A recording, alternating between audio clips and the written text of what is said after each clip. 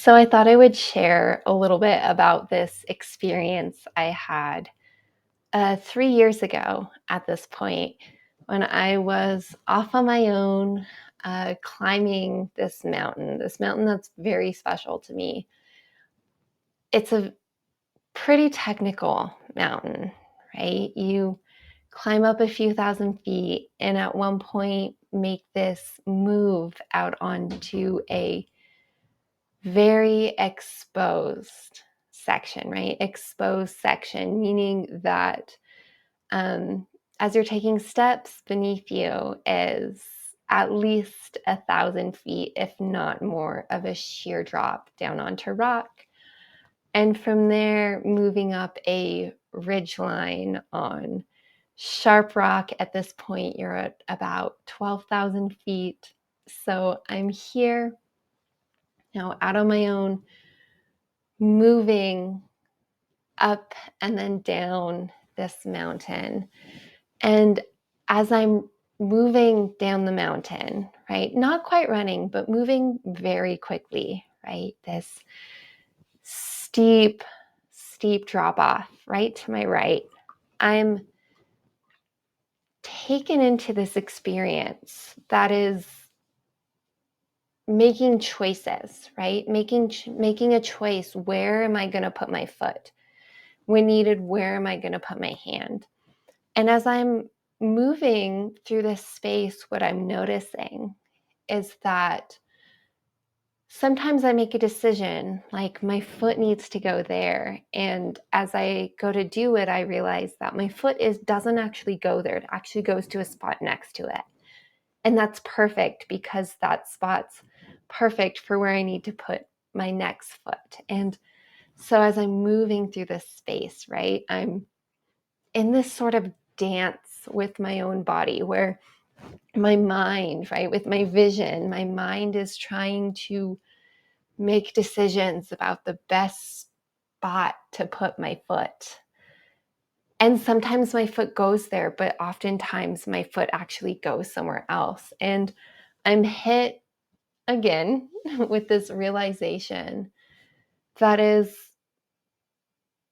how our conscious minds and our conscious decision making isn't always what's actually controlling what we're doing in life.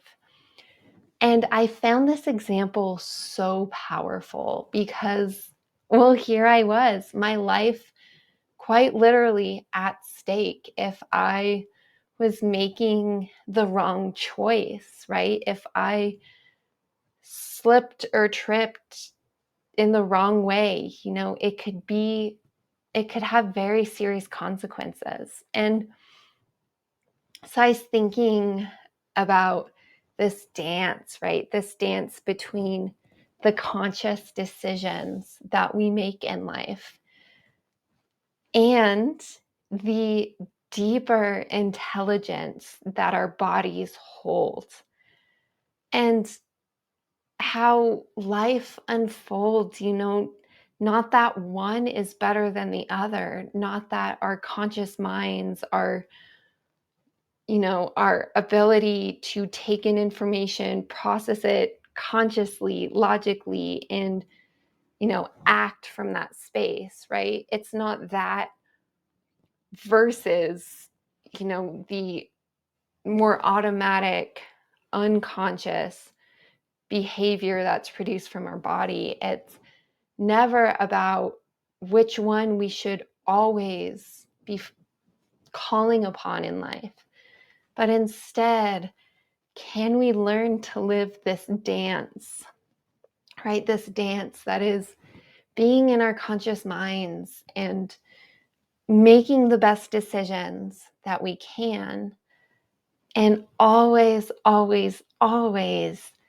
bringing that into our direct experience. And in our direct experience is the intelligence of our bodies and is the sensations, the feelings, the direct input and output from our bodies. And can we bring all this together and make choices in life that is integrating all of this, right? And it sounds very complicated.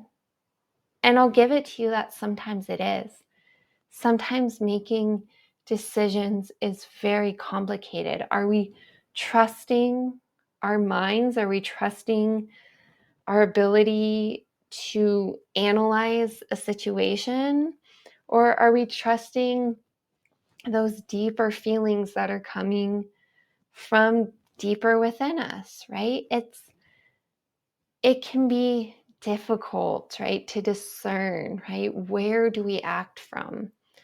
But coming back to this main point today is that it's never an either or, one is right and one is wrong, but can we bring it all together and experience life being tapped into all of it, right? And when we're tapped into the power of our conscious, analytical, logical minds, and we're tapped in to the deep, more automatic intelligence of our bodies, from this space, we can move forward making better and better decisions that, yes, keep us safe and lead us to the places that we want to be going in life. And, bringing that back, for me, that means climbing mountains, running far distances, scaling cliffs.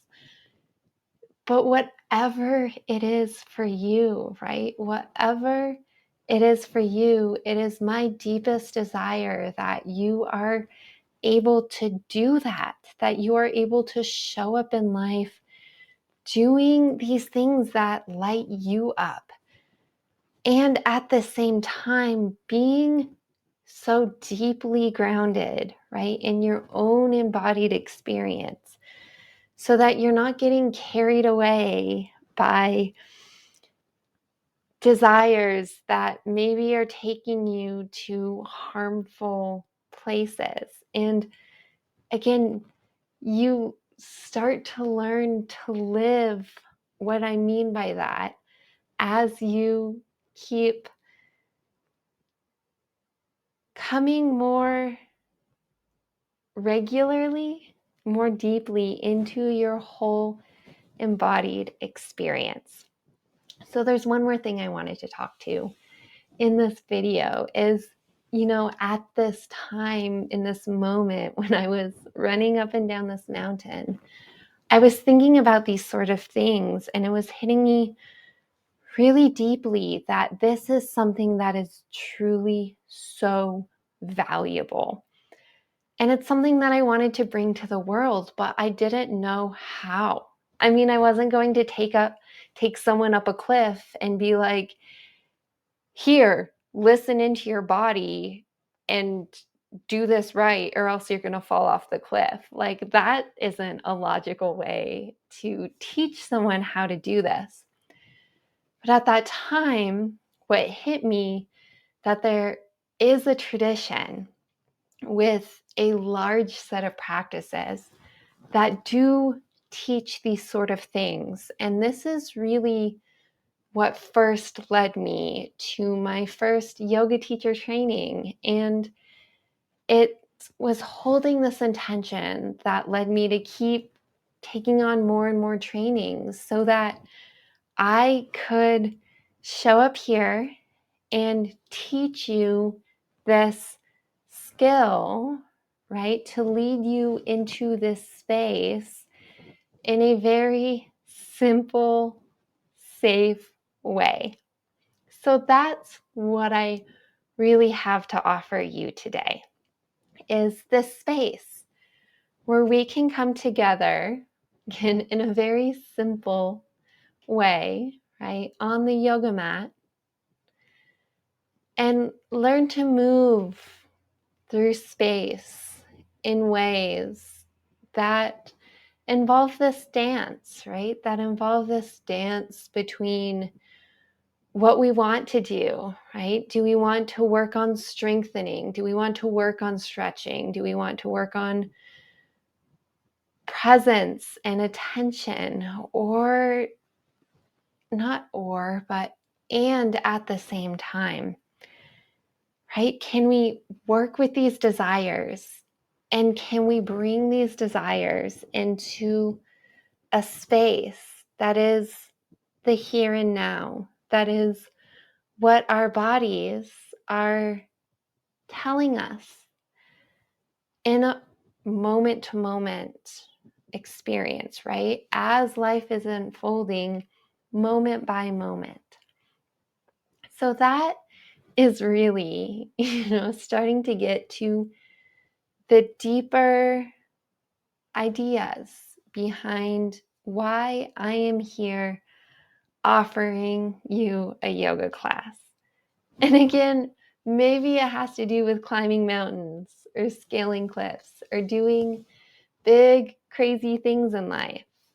Or maybe it comes back to the much simpler, more traditional unfoldings of life. Whatever it is, it's all welcome here. And I look forward to seeing you in class. Thank you so much for listening today, and I will see you next time.